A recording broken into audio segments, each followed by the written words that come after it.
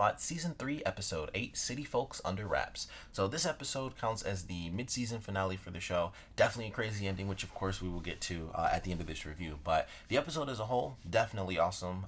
Rich was in it, so that obviously adds to the comedy level, so he was definitely funny in this. But the whole journey was entertaining. Like, we get to see the final moments of Hurst, at least as far as the leader of this team and the actual director. Like I mentioned before, like the only good person they had as a director was killed in the last season.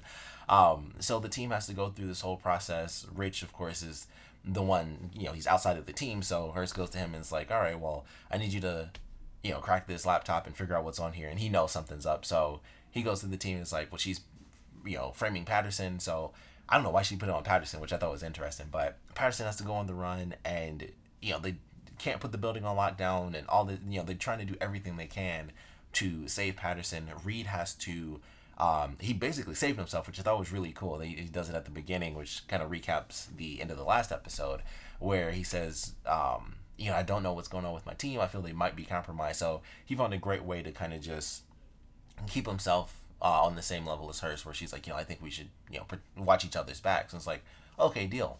So I thought it was a great way for him to kind of help the rest of the team while, doing everything he can, playing both sides of it, or seemingly playing both sides. So I thought that was really fun watching him try to skirt this line where he can't give himself up, and he never really gave himself away. And unfortunately, none of that seemed to matter when it got to the end of the episode, which is another thing I actually enjoyed about this one. We're going through the whole process of Patterson is being framed. They know it's Hurst. Reed is pretending to be on her side while trying to do everything he can to protect the rest of the team. Rich is the first one to get captured because of the fingerprints on the vent, and then Weller gets captured because he and Jane broke into Hurst's office to get the secret phone, and so they have to do the whole vent trick so that they don't break the phone. So Jane gets the phone. She's able to, I forgot how she did. She snuck into the office and was able to send something to Zapata and Patterson. So just the way it all played out, I really enjoyed. Like, she was kind of trapped inside the building while Patterson and Zapata were at their house.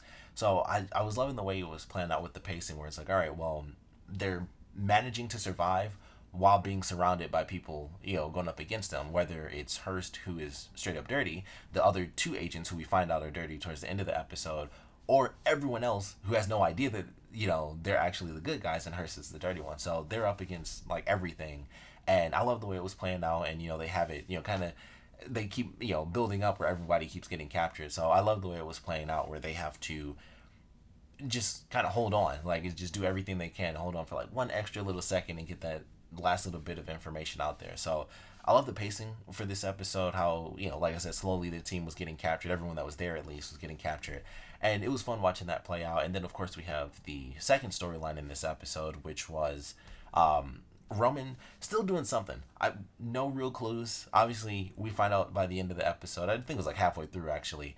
We see in the beginning who Hurst was talking to. And then, of course, Roman is dating this woman, and it ends up being her dad. So that was his main ploy, was to get close to this guy, and that's why he wanted Hurst dead, because he knew that would kind of rattle his cages, so that would just kind of help him a little bit. So I still don't understand the plan. He's just going for the head. That's pretty much it. He wanted them to take out Hurst, and he wanted Weller to kill Hurst. Otherwise, of course, he would admit what happened in Berlin, which like I said, I'll save that because I have lots of theories on that one. But just going through the whole episode, he's, with this woman, and he's wooing her and all that stuff. And then eventually he ends up having lunch with her and her dad. And it's, he's doing this thing. For a second, I thought he was going to beat the bodyguard up when he was talk is easy and stuff like that. I thought he was, because he took the sip, I thought he was going to put the glass down and actually kill this dude. I was like, I don't think that would work. But that was just me being, honestly, it's Roman, so I don't really know when he's going to go crazy and kill somebody. But he knew that wasn't the right play, but he, used his words and was like, I think he said give him the night or whatever, and it was but he knows he lost and I know it, and then her dad just fires the guy, so he's doing everything he can to act like he doesn't want the job, but of course it allows him to get closer to whoever this dude is and whatever crazy secret organization, evil villain stuff he's got going on. But I really like the way that played out, and when it comes down to the end, Hurst is not killed. Weller decides that he's going to not kill Hurst. And, of course, everybody gets saved. Patterson is fine. Zapata is fine. She gets kidnapped. And everything, like I said, everything works out fine. Like everybody ends up getting saved, and then they get Hurst at the end, and I thought it was cool. It was like, all right, everything was good. No, none of the good guys got killed at least, and then it gets to the very end of the episode. Everything seems cool. Rich is a little bit more a part of the team, which is an interesting moment, and I figured that would happen anyway. Just his character blending in more with the rest of the main cast, but he goes through. He gets to the end of the night. Everything's like, all right, we we took hers down. She's alive, so we can probably get a little bit more information out of her. And then Roman calls, and so he goes through his normal process, and it's like, no big deal. You're off the hook. And I guess he just, what happened with Roman in this episode wasn't 100% planned. It was just something that was, like just an extra fortunate event for him. And it's like, all right, no big deal. Like, because, like I said, he probably wanted Hurst dead in order to rattle this guy's cages. Because it's like, okay, well, if he's rattled, then he'll probably have his daughter rattled. I'll, calm her down. She'll introduce me to him. That's probably how he thought it would go. And then he was able to make it happen without Hurst being killed off at all. So he's like, all right, letting you off the hook. And Weller, he lied to Jane early on in the episode. He decides not to lie to her at the end here. And that's when he says that he did kill her daughter. And I was like, man, it was a great reveal. There's just a million questions though. And I figured he had to have killed her, especially going through this episode. I think they did 2 dream sequences. Maybe it was just the one. But the scene where it's like, him not being a killer and all that stuff. And then when he raises the gun, it's a very specific gun. It's a Luger. And I was like, all right, that's not, that's a very specific type of gun. Like, there's some stuff that went down. So all of that stuff coming up, him not being a killer and this and that, I was like, I feel like this has to be tied to, what happened in Berlin, especially when they brought the gun up. Because like I said, it is a German gun. It's a Luger. Because at first it was like, okay, it could just be the fact that he doesn't want to kill Hurst, because that's how it was at first. It was just like, you're not a killer, you don't have to do this. Just going through that process for him. And then when they brought up the gun, I was like, okay, this ties into a lot more than just killing Hurst. This ties into him having done something wrong and, possibly having killed someone innocent, or maybe not so innocent. I mean, now it's just up in the air. It's like, why did he kill this girl? And that was the big thing. It was like, either he killed her or she died. And, both of those could have been bad. And it was just like, if it was that she died, sure, it totally makes sense. And, like going through that process, like they mentioned before, and I don't think it was the last episode. It may have been the last one or maybe the one before last, but I mentioned the fact that they had some specific dialogue for Roman where Weller was like, you said you wouldn't, telling Jane about her daughter. I was like, oh, I didn't say I would tell her about her daughter. I said I would tell her what happened, which meant it was way more specific than, what happened with her daughter, which like I said, the fact that 2 people are looking for the same person, one of which being her husband, the other being her long lost daughter, for her to not be there is a huge deal. So she has, there has to either be some amazing reason or she's dead. And it's just nuts to find out that Weller was the one that actually killed her. It wasn't just that she died. It was that he was the one that did it. And of course, we'll probably get the full story, and it'll be that he had to kill her in order to save 8 dozen people or 1 trillion people, something insane like that. It's TV.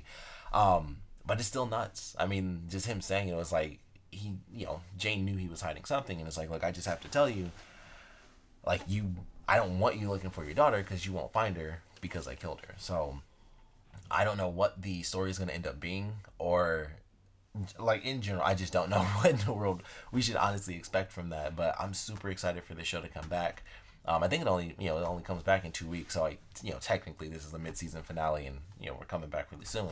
But definitely a great episode, and then just a really great way to end out the year and just have that big cliffhanger where it's like, it's not that she's just dead, it's that I was the one that killed her. So I don't really know what that means. Who knows how that's going to play out, and the whole relationship. But I'm sure we'll get the story, and somehow Jane will be able to forgive him, because like I said, he's probably saved the entire planet or something ridiculous. He saved so many people, and he had to do it that way. And maybe her daughter said if this means you save these people, some hero sacrifice sort of deal. But it's TV. It might not be that sweet and innocent. It could just be and he killed her. I highly doubt it, because that wouldn't even be good writing for the show. But we just have to wait and see what's gonna happen. But as far as this episode is concerned, great episode overall, and then just a really epic cliffhanger. Kind of leaving us off before we come back next year. But we'd love to know what you guys thought about it. So please comment below. Let me know your favorite parts, your least favorite parts, and of course, I would love to know your theories on why Weller killed Jane's daughter. Like, what in the world happened there? Did he do it to save a bunch of people? Did it happen because she was like, I need you to kill me to save these people? Like, I would love to know your theories on what in the world happened there. And I would also love to know your theories on how that's going to affect, Jane and Weller. Like, are they going to stay together? Are they not going to stay together? Like I said, if I had to put my money on it, there's going to be some sort of heroic ending, and it'll be like, okay, I hate that you hid this from me, and that hurts, and, you killed my daughter, also hurts. But you did it for a good reason, and it was probably her call. Like, that's my ultimate theory, is that when it comes down to it, it'll have been her daughter's call to be sacrificed. I just feel like that's probably how it's going to play out, because that would soften the blow. It's like, that's why I had to do it, was not only to save people, but because she told me that she would rather die than let the other people die, or something like that. So that's my theory on it. It's going to be that super heroic thing, and it's just crazy, because I was like, either she's dead or she's alive, and that's going to change the show if she's alive. And if she's dead, it's a dramatic moment, but then it's like, all right, well, once we cope with that disaster, you can kind of keep going normal. So I was like, I don't, even when she first showed up, I was like, she's not here for a reason. She's probably not alive. But we'd love to know your theories, and like I said, definitely want to know what you guys thought about this episode in general, so please comment below, let me know, and thanks for watching.